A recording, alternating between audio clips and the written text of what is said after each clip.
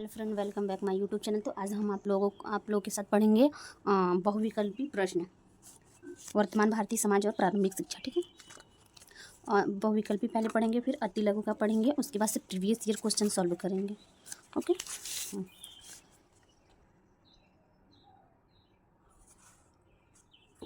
ये बहुविकल्पी प्रश्न है, ये 2023 का क्वेश्चन है। एमिल पुस्तक के लेखक तो रूसो हैं। एमिल पुस्तक के लेखक कौन है? रूसो। आदर्शवादी शिक्षा लिखा है, आदर्शवादी शिक्षा शास्त्री नहीं है, इसमें आदर्शवादी मारिया मांटेसरी, क्योंकि मारिया मांटेसरी आदर्शवादी नहीं है। शिक्षा विकास है एवं विकास करना तथा अभिवृद्धि करना ही जीवन है। यह कथन किसका है? ये भी 2023 का है। इसमें जॉन डीवी का है। शिक्षा प्राप्त करने के लिए प्रवज्जा संस्कार होता है। तो ये कब होता है? जो प्रवज्जा संस्कार होता है, ये कौन से शिक्षा पद्धति का है? बौद्धिक कालीन शिक्षा पद्धति में है। ठीक है, वैदिक कालीन शिक्षा के पाठ्यक्रम में अपराध विद्या के अंतर्गत नहीं पढ़ाया जाता है। जो अपराध है विद्या के अंतर्गत नहीं पढ़ाया जाता है, ये नहीं पढ़ाया जाता है। नीति शास्त्र। वर्धा में अलिखित भारतीय राष्ट्रीय शिक्षा सम्मेलन आयोजन हुआ था 1937 में। मुगल काल में उच्च शिक्षा के केंद्र थे मकतब, बाल देवो भव। यह शैक्षिक विचारधारा किसकी थी? गीजूभाई बधेका की। ठीक है, विश्व पृथ्वी दिवस कब मनाया जाता है? तो 22 अप्रैल को। विश्व पृथ्वी दिवस 22 अप्रैल को। युग धर्म कहा जाता है परिवर्तनमान मूल्यों को और शाश्वत मूल्यों को, दोनों को। ठीक है, तो ये सब रहेगा। दिवास्वप्न पुस्तक के लेखक कौन थे? गीजूभाई बधेका। दिवास्वप्न पुस्तक के गीजूभाई बधेका। ओके, फिर ये क्वेश्चन नंबर 12, संविधान में किस भाषा को राज्य भाषा का दर्जा दिया गया? हिंदी भाषा को राज्य भाषा का दर्जा, इसमें भी यही रहेगा। ठीक है, दूरवर्ती शिक्षा को कहते हैं, दूरवर्ती मतलब दूर की शिक्षा, पत्राचार शिक्षा और दूरस्थ शिक्षा को। शिक्षा एक द्विमुखी प्रक्रिया है, एडम स्मिथ का है, एडम स्मिथ। ठीक है, लोकतंत्र जनता के लिए, जनता के द्वारा तथा जनता की शासन व्यवस्था है, किसने कहा था? अब्राहम लिंकन ने। आदर्शवादी का श्रेष्ठ योगदान किस क्षेत्र में है? उद्देश्य में। आदर्शवाद के प्रमुख प्रवर्तक कौन कौन हैं? प्लेटो, सुकरात, कांट, हिंगल, बर्कले। भारत की पहली स्वाक फिल्म है आलम आरा।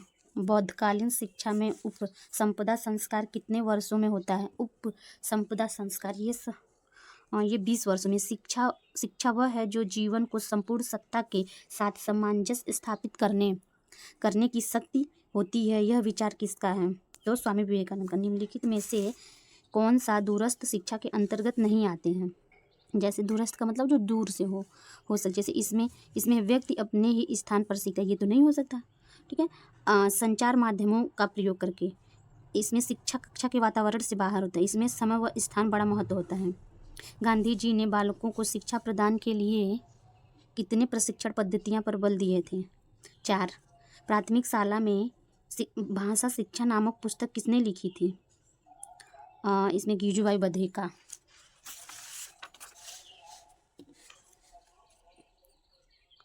ठीक है, शिक्षण में आत्मा, उदाहरण, अनुसरण, निर्देशन, अभ्यास चिंतन का समायोजन कर भिन्न भिन्न पद्धतियों को अपनाने पर किस शिक्षाविद ने बल दिया था? किस शिक्षाविद ने?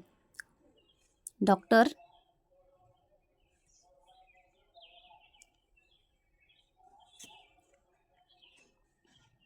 राधाकृष्णन ने।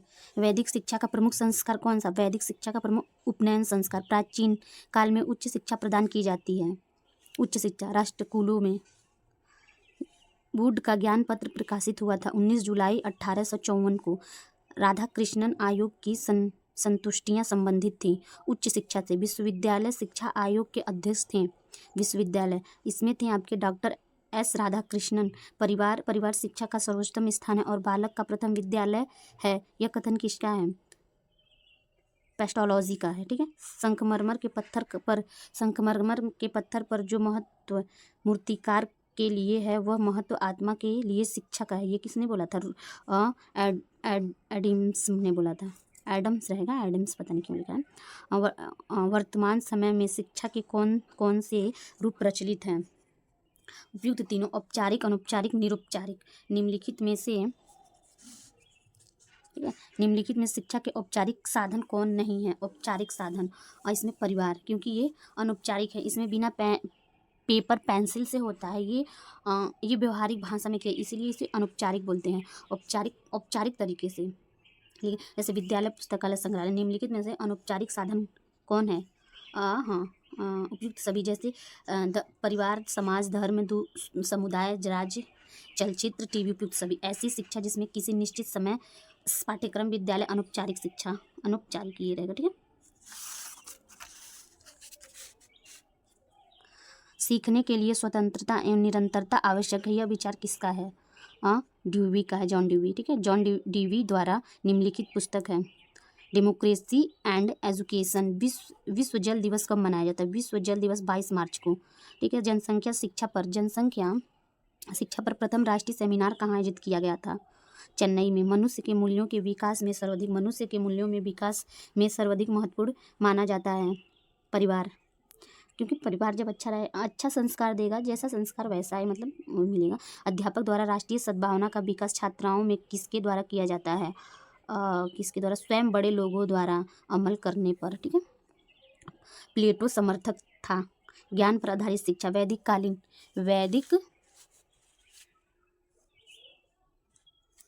वैदिक कालीन शिक्षा जीवन आदर्श पर आधारित थी, आदर्शवादी पर। मदरसा का संबंध था उच्च शिक्षा। निम्न में से अंतर्राष्ट्रीय सद्भावना में कौन कौन सिद्धांत थे? उपयुक्त सभी। स्वतंत्रता विचार का सिद्धांत, पारस्परिक संबंध का सिद्धांत, सामूहिक उत्तरदायित्व का सिद्धांत। उपयुक्त सभी। शिक्षा का कार्य उत्तम वैदिक चरित्र का विकास करना किस शिक्षा शास्त्री का विचार है? हर्बर्ट।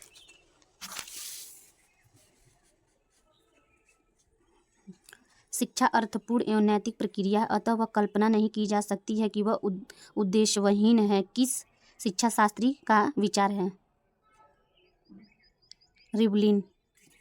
मेरा उद्देश्य बालक के मस्तिष्क को ज्ञान से सजाना नहीं है, वरना उसे यह भी सिखाना है कि वह जब भी आवश्यक हो ज्ञान का प्रयोग कर सके। शिक्षा शास्त्री का कहना है। कौन से? रूसो का। ये सब इतना इम्पोर्टेंट है आप लोग को।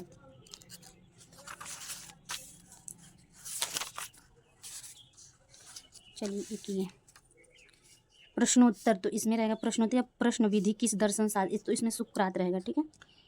ये इम्पोर्टेंट था, इसलिए मैं बता रही हूँ। आदर्शवादी का श्रेष्ठ योगदान किस क्षेत्र में है? ठीक है, आदर्शवादी का योगदान किस क्षेत्र में है? तो इसमें आपका रहेगा उद्देश्य के क्षेत्र में। कौन सा उद्देश्य रहना चाहिए? ये इसमें क्वेश्चन नंबर 119, ठीक है। शिक्षा का त्रिमुखी प्रक्रिया किसने दिया? John Dewey. ये त्रिमुखी अगर बनाने के लिए आएगा तो ऐसे बना देंगे, ठीक है, त्रिभुज की तरह हो जाएगा शिक्षा। जैसे टीचर, जैसे अध्यापक, बालक या छात्र या और पाठ्यक्रम, ठीक है, ऐसे। और इसमें शिक्षण को रोचक और प्रभावी बनाता है, तो इसमें आपका रहेगा शिक्षण में प्रयुक्त युक्तियाँ, जैसे एक्टिविटीज़ करके। यही क्वेश्चन नंबर 122, ये बहुत इम्पोर्टेंट है। ये देखते हैं, बुनियादी शिक्षा किस दार्शनिक से संबंधित है? महात्मा गांधी। घर पर दी जाने वाली शिक्षा अनौपचारिक होती है, तो प्रोजेक्ट, ये भी इम्पोर्टेंट है। प्रोजेक्ट पद्धति किस दर्शन की प्रमुख विधि मानी जाती है? प्रोजेक्ट पद्धति जो थी, उसमें प्राकृतिकवाद। मूल प्रवृत्ति सिद्धांत किस दार्शनिक पर आधारित है? ये आपका रहेगा प्राकृतिकवाद, ठीक है। और फिर मकतब शब्द किस स्तर की शिक्षा से संबंधित है? इसमें आपका प्राथमिक स्तर। मूल्य वह है जो मानव इच्छाओं की तुष्टि कर सके। अर्बन का। स्वच्छ ऊर्जा संसाधन है, सौर ऊर्जा। भारतीय संविधान के किस अनुच्छेद के अंतर्गत 1 से 14 वर्ष के बच्चों को निःशुल्क शिक्षा एवं अनिवार्य शिक्षा का अधिकार प्राप्त है? 21 का। ये भी बहुत इम्पोर्टेंट था। ठीक।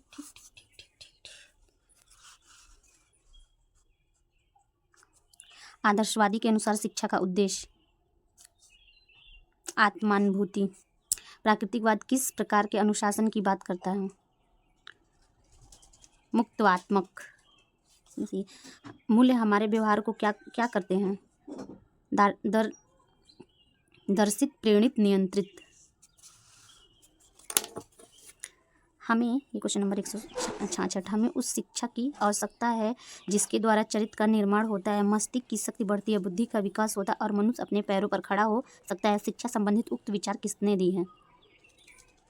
ये आपका था महात्मा गांधी। जनसंख्या शिक्षा का मूल सहयोग है, यूनेस्को। दिवा स्वप्न पुस्तक के लेखक गीजू भाई। पाली भाषा शिक्षा का माध्यम है,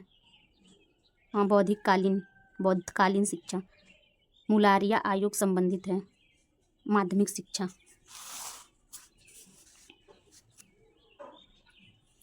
सच्ची शिक्षा वह है जो व्यक्ति के अंदर से प्रस्फुटित होती है, यह अंतर्निहित शक्तियों की अभिव्यक्ति है। यह कथन किसका है? फॉरवेल। आधुनिक शिक्षा का जन्मदाता माना जाता है, मैकाले। किंडरगार्टन से अभिप्राय है, बाल उद्यान। गीजूभाई शिक्षा को मानते थे बाल केंद्रित। महिला समाख्या आयोजना कब लागू किया गया था? 1988। अनिवार्य एवं निःशुल्क शिक्षा व्यवस्था की गई है दोनों में, 1968 में और 1986 में।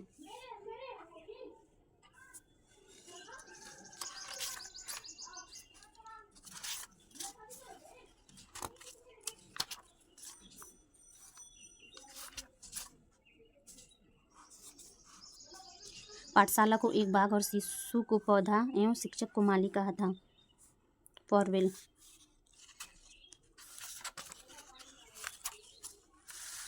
तो ये नेक्स्ट वीडियो में देखते हैं। Thank you watching my video.